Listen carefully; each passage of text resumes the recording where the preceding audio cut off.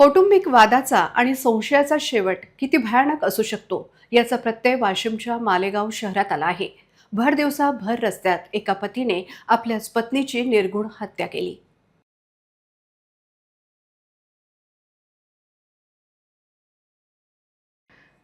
मालेगाव शहराचे मुख्य ठिकाण असलेले पोस्ट ऑफिस परिसर आज रक्ताने माखले होते। विठ्ठल वाघ नावाच्या नराधम पतीने आपली पत्नी पुष्पलता वाघ हिचा भर रस्त्यात जीव घेतला। धक्कादायक बाब म्हणजे भर दिवसा जेव्हा रस्त्यावर लोकांची वर्दळ असते त्याच वेळी हे क्रूर हत्याकांड घडले। आरोपी पतीने आपल्या पत्नीवर प्राणघातक हल्ला करून तिला जागीच ठार केले।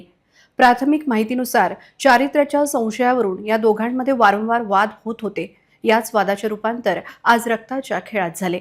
रक्षकच जेव्हा भक्षक बनतो तेव्हा समाजाची सुरक्षा धोक्यात येते। या घटनेनंतर मालेगाव पोलिसांनी तत्परता दाखवत आरोपी पतीला बेड्या ठोकल्या आहेत। मात्र भर रस्त्यात घडलेल्या प्रकारामुळे महिलांच्या सुरक्षेचा प्रश्न पुन्हा एकदा ऐरणीवर आला आहे। आज दिनांक 27/4/2026 रोजी सकाळी 8 वाजताच्या दरम्यान पोलीस स्टेशनला माहिती मिळाली की एक महिला पोस्ट ऑफिससमोर मृत अवस्थेत पडलेली आहे। त्या अनुषंगाने आम्ही सदर घटनास्थळी गेलो।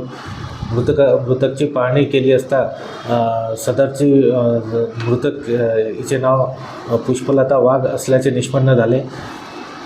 त्यामध्ये तिचा खून हा तिचा पती विठ्ठल वाघ यानेच केला असल्याचे निष्पन्न झाल्याने त्यास ताब्यात घेण्यात आलेले आहे। गुन्हा दाखल करण्याची प्रक्रिया सुरू आहे। म्हणजे जे हत्या झालेली आहे ते कारण काय असेल समजले? संशयावरून अनैतिक संबंध किती अनैतिक संबंध संशय यावरून हत्या झाल्याचे निष्पन्न होत आहे। संशयाचे भूत माणसाला किती टोकाला नेऊ शकते हे या घटनेतून स्पष्ट झाले आहे।